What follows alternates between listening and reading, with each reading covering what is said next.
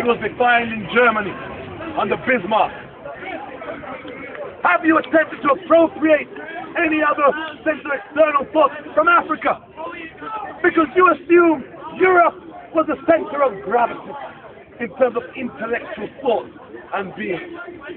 But the oldest known university is in Timbuktu.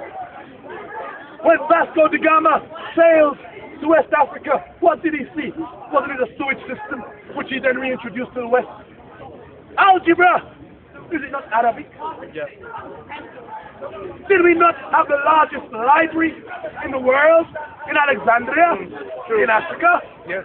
When they burned that down, then the next one was in Iraq. Don't we come from a civilized society? Yes, you might look at the base of our society, and it is a society and a culture, of which I am extremely proud of. You look at primitive Africa, whereby people have hoops round their necks, plates in their lips, beads round their ankles, and jumping up and down. And you think, oh, look at them, oh, David Attenborough really did it well, and here we have it. Look at it. Look at your own racist notion of blackness as to how you see blackness. You see me standing here, gold tooth black. I could be the drug dealer. Could be. Your own notions of what it is. You will show a white woman's nipple at 10 o'clock at night, and the channel will be bombarded with complaints talking about it's pornography. Pornography is vile. A white woman's nipple, 10 o'clock at night. Yet you will show a black woman with her pussy hair at 2 o'clock in the afternoon and call it wildlife. Anthropology. They'll show you a nipple's perky, even 10 years old, and nipple's just about to form. Show it broad daylight at 2 o'clock. If it was a white woman, you call it pornography. But black people, anthropology. You don't even think about it, do you? You look at the culture, the base culture of African and some Asian countries. You see how they refine themselves.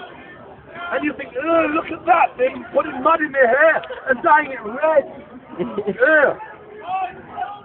And you don't even look at your own society. Have you ever looked at the Western woman and their own idiosyncrasies? Have you ever, when you see a black woman, you look at that African and say, oh, look at that, they put hoops around their neck. Have you ever thought as to how Africans might view you? A woman who wants to be sexy steps out of the house on 6-inch heels like that and can't walk. And that's how you walk in the street. You put a foundation, lipstick, mascara. You don't even look like the person you was when you woke up in the morning. But that is your own perception of beauty. How you define yourself. Nowadays, all of you women in the West are getting tattoos.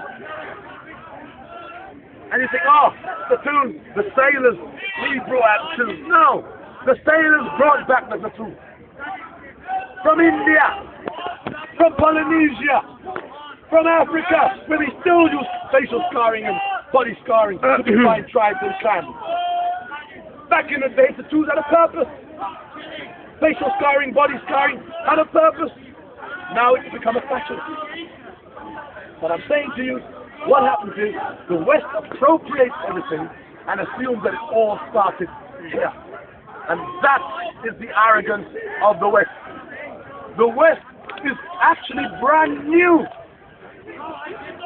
When you look at the knowledge, when you look at Africa, for example, and recognize the oldest iron ore mine is on the bridge of South Africa, and it's 20,000 years old.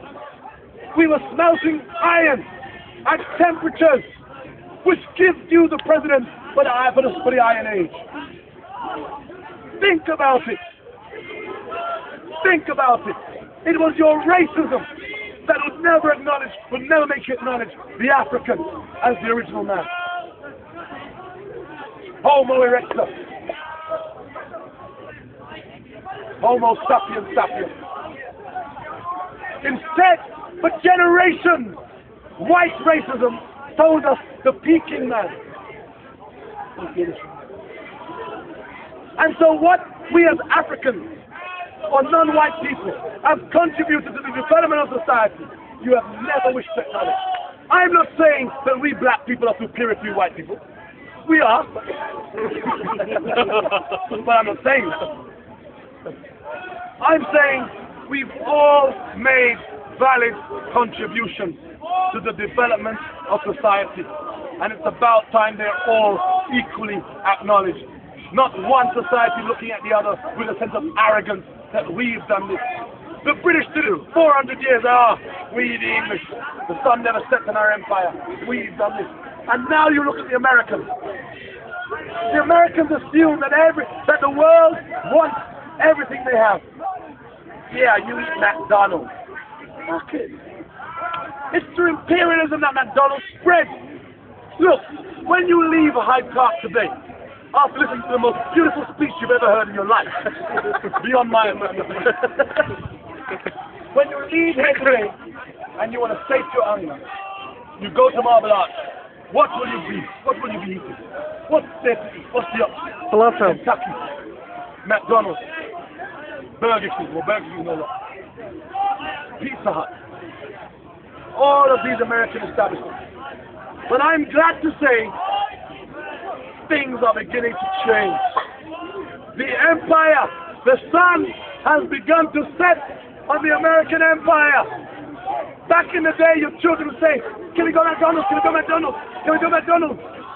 Now you don't even hear them talk about McDonald's. McDonald's is a thing of the past. It's a thing of the past. Starbucks too will see its day. These are the fraudsters. I mean, they go out and buy a fucking Starbucks coffee and pay £3. And they could make a fucking coffee in their house for 10 pence. It's not the same. They want the Starbucks coffee cup. I'll have what's the latest one? Mochaccino. Frappuccino. Mochaccino. Cappuccino. Zoppuccino. You always want the latest thing. And they want to be seen with their cup. They buy a coffee and it lasts half the day. 4 hours. And it becomes an accessory to the clothes and everything else. The English people don't like coffee. The English drink fucking tea. Coffee. They got it from India. The English, my friend, the English drank tea back in the day. And there wasn't no choice. There were just two types of tea. Tetley and PG fucking tea. No choice. Now, you have chamomile and dandelion with a wild brush of berries. And all of these wild tea recipes.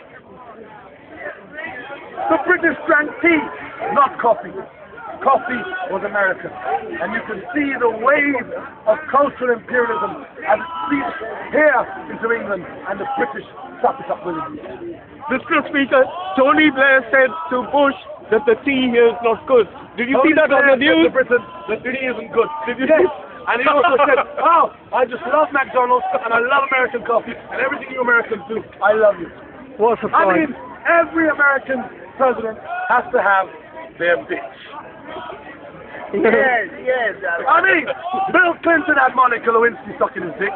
Yes. And Tony Blair has sucked Bush's dick. What do you mean? Shoulder to shoulder. Shoulder to shoulder? You mean lips? Let's go on. A very special relationship. A very special relationship. It's not everyone I make suck my dick, you know. It has to be a very special relationship. And that's what America has with Bush, with Blair. A special relationship. Be kind to the man. Be kind to him. Why should I be kind to him? He hasn't been kind to the people of Iran. Hand on heart. Go ahead, I believe. Remember that statement? Hand over heart. What heart? Tony Blair came on the circuit as a nobody, and he's leaving on the lecture circuit, earning £100,000 an hour. With millions in his pocket. Tony switched the day he walked into Downing Street, having vacations on big fancy yachts and big houses. He just loves the celebrity shit. You know, if Tony wants to leave Downing Street signing autographs, and then in Hello magazine, and okay. He's going on a world tour, a million He pound wants to join the lecture circuit.